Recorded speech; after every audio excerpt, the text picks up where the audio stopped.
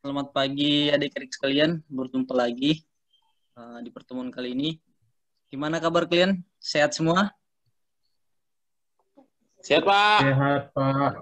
Bagus, bagus, bagus. Pertama-tama kita panjatkan puji syukur kepada Tuhan Yang Maha Esa, di mana atas kehadiratnya kita dapat bertemu kembali, meskipun tidak dengan tatap muka, tapi tidak apa-apa, kita syukuri saja, kita jalani saja. Pada pada pertemuan kali ini, kita akan membahas tentang hand tool atau peralatan tangan yang biasa digunakan untuk praktek, baik itu praktek ataupun pekerjaan di bengkel. Oke, sebelumnya Bapak akan mau share screen terlebih dahulu. Tunggu sebentar.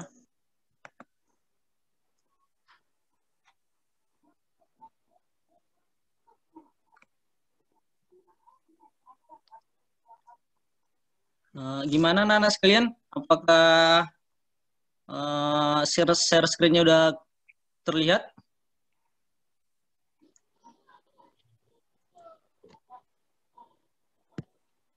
Sudah, Pak. Oke, baik. Di sini kompetensi dasar yang harus kita capai yaitu dapat dilihat di share screen, yaitu mengklasifikasikan jenis-jenis hand tool, menggunakan macam-macam hand tool, kemudian ada indikator pencapaian kompetensi, di mana kita harus dapat menjelaskan jenis-jenis hand tool, mengkategorikan jenis-jenis hand tool, dan mendemonstrasikan penggunaan hand tool dan melengkapi penggunaan hand tool. Kemudian tujuan pembelajaran itu sendiri yaitu yang pertama, siswa dapat menjelaskan macam-macam hand tool dengan baik dan penuh percaya diri. Kemudian yang kedua, siswa dapat menginformasikan beberapa kegunaan hand tool. Kemudian yang ketiga, siswa dapat menjelaskan kegunaan atau fungsi hand tool dengan baik dan dengan penuh percaya diri. Kira-kira seperti itulah kompetensi dasar atau indikator pencapaian pembelajaran kita pada pertemuan kali ini. Sebentar kita akan share screen materinya dulu.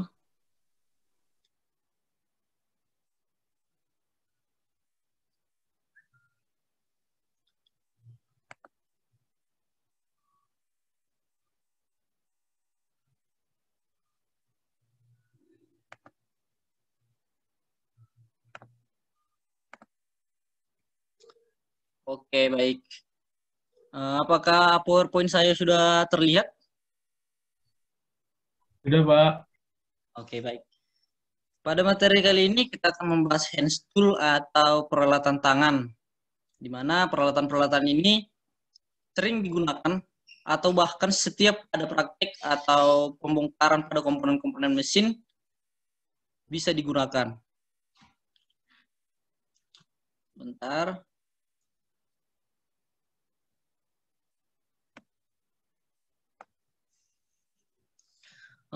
Berbicara soal perkakas, ternyata banyak jenisnya. Hand tool, ada power tool, dan ada SST atau special service. Sebenarnya apa sih hand tool itu? Sesuai namanya, hand tool, yaitu tangan, tools berarti perkakas. Berarti hand tool adalah alat atau perkakas yang penggunaannya mengandalkan tenaga manusia. Jadi bisa diibaratkan hand tool ini seperti alat yang mekanik ya, digerakkan oleh manusia. Tapi ada juga beberapa alat yang digerakkan dengan mesin atau tenaga listrik seperti itu. Kemudian selanjutnya alat yang pertama yaitu kunci atau wrench. Itu bisa digunakan pada saat kita mengganti oli sepeda motor atau satu alat yang dibutuhkan untuk melepas baut olinya, di mana alat ini kita bisa dapat lihat di bengkel atau bahkan di bengkel-bengkel pinggir jalan atau di tambal ban juga banyak. digunakan oleh orang. Kemudian jenis-jenis kunci tadi yang sering digunakan, yang pertama itu ada kunci pas. Kunci pas ini adalah sebuah kunci dengan bentuk segi 6 ya, atau segi 6 tidak penuh, yang pas atau sesuai dengan ukuran kepala baut.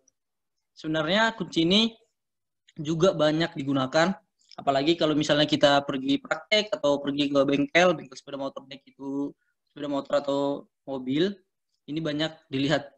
Kemudian ukurannya itu sendiri juga berbeda-beda, mulai dari yang terkecil sampai yang terbesar, seperti itu. Kemudian selanjutnya kunci ring. Kunci ring ini adalah sebuah kunci yang memiliki bentuk segi 12 yang melingkari kepala baut. Kunci ini memiliki bentuk segi yang lebih banyak sehingga bisa digunakan pada sudut yang lebih leluasa. Berbeda dengan kunci pas, kunci ring sangat baik saat digunakan untuk melepas baut yang keras karena bentuknya yang melingkari baut tentu bisa lebih aman. Ya, seperti penjelasannya yang sudah Bapak bacakan, sebenarnya untuk membuka baut yang lebih keras memang betul. Jika menggunakan kunci ring ini akan lebih mudah atau mempermudah kita untuk membuka baut yang keras seperti itu. Kemudian selanjutnya ada namanya kunci kombinasi. Kunci kombinasi ini merupakan paduan antara kunci ring tadi dengan kunci pas. Di mana di satu sisinya berbentuk kunci pas, kemudian di satu sisinya lagi berbentuk kunci ring. Kemudian selanjutnya ada namanya kunci T. Kunci T-nya juga udah banyak digunakan apalagi di bengkel-bengkel seperti itu. Kunci T ini adalah sebuah kunci berbentuk T dengan ujung bawah berupa sok atau tabung yang masuk ke dalam kepala baut. Kunci ini bisa digunakan untuk melepas baut yang posisinya di dalam lubang, di mana tidak memungkinkan untuk melepasnya menggunakan kunci ring atau kunci pas. Kemudian selanjutnya ada kunci sok. Kunci sok adalah kunci yang berbentuk tabung yang memiliki masuk ke dalam kepala baut seperti kunci T pada umumnya. Namun kunci sok ini bisa dilepas antara soknya dengan handle, jadi kita bisa menukar sok dengan ukuran sesuai dengan ukuran baut. Jadi seperti yang dijelaskan itu, kita dapat mengganti mata soknya. Bahasa bengkel itu mata sok sesuai dengan kebutuhan kita. Kemudian selanjutnya ada hexagonal LK, atau biasa yang kita kenal dengan kunci L. Ya, untuk bahasa sehari-harinya atau bahasa bengkel itu biasa orangnya menyebutnya kunci L. Jadi HSK ini adalah kunci yang berbentuk segi 6, kebalikan dari baut biasa. Jadi kalau baut biasa itu berbentuk segi 4 atau semacamnya, kunci ini memiliki bentuk segi 6 sehingga butuh kunci segi 6 yang bisa masuk ke dalam cekungan tersebut. Misalnya kuncinya banyak digunakan pada sepeda-sepeda motor yang terbaru ya, seperti Dixon itu banyak menggunakan kunci L dalam membuka bautnya. Kemudian selanjutnya ini ada torque LK. Sebenarnya kunci ini sama aja ya, mirip sama hexagonal tadi atau kunci L tadi. Yang membedakan itu hanya pada ujungnya. Di mana pada kunci L tadi atau hexagonal L tadi, dia matanya itu mau segi 6. Namun pada torque LK ini, dia matanya itu seperti bintang. Ya, terus untuk penggunanya sendiri, itu misalnya untuk mobil-mobil Eropa atau Amerika. Jadi untuk baut-baut mobil seperti itu banyak menggunakan, untuk membukanya banyak digunakan dengan kunci torque LK ini. Kemudian selanjutnya ada adjustable V-wrench atau kunci Inggris. Mungkin tidak perlu dijelaskan lagi. Kunci ini bisa digunakan pada hampir semua jenis baut umur segi 6 karena memang kunci ini bisa disesuaikan ukurannya pada baut atau mur. Jadi kunci ini sendiri, jika ada yang belum tahu ya, Bapak jelaskan sedikit. Jadi kunci ini matanya bisa kita perbesar atau perkecil sesuai dengan kebutuhan kita. Bisa dilihat pada gambar, itu ada semacam putar-putaran seperti itu. Itu nanti kita bisa putar untuk memperbesar atau memperkecil sesuai dengan kebutuhan kita atau sesuai dengan ukuran baut yang akan kita buka. Kemudian selanjutnya ada tang. Kategori kedua pada pertemuan ini, pada materi ini, yaitu tang. Tang merupakan alat khusus yang memiliki banyak sekali kegunaan, bisa untuk menjepit, memotong, ataupun mencengkram. Beberapa jenis tang yang banyak digunakan antara lain. Yang pertama yaitu ada tang potong. Tang ini merupakan tang untuk memotong kabel, kawat, atau logam tipis. Bentuk tang ini mirip seperti gunting, namun ujung-ujungnya pendek, namun lebih kokoh. Jadi mungkin untuk adik-adik sekalian, tang ini mungkin udah nggak asing lagi untuk kalian semua, karena tang ini juga udah banyak, bahkan di rumah kalian mungkin ada, tapi mungkin juga tidak ada. Biasanya tang ini bisa digunakan seperti yang dijelaskan tadi, untuk memotong kabel, kawat, atau logam tipis. Namun untuk di bengkel-bengkel sendiri biasanya itu untuk memotong kabel ya, kabel atau kawat seperti itu. Kemudian selanjutnya ada namanya tang lancip. Tang lancip ini bisa sama seperti ini ya, tang buaya, atau kita bisa sebut dengan tang buaya. Tang ini memiliki ujung lancip seperti gunting. Fungsi utamanya adalah sebagai penjepit, terutama untuk ukuran yang memiliki pegangan kecil. Dengan ujung lancip, tang ini mampu masuk ke sela sempit.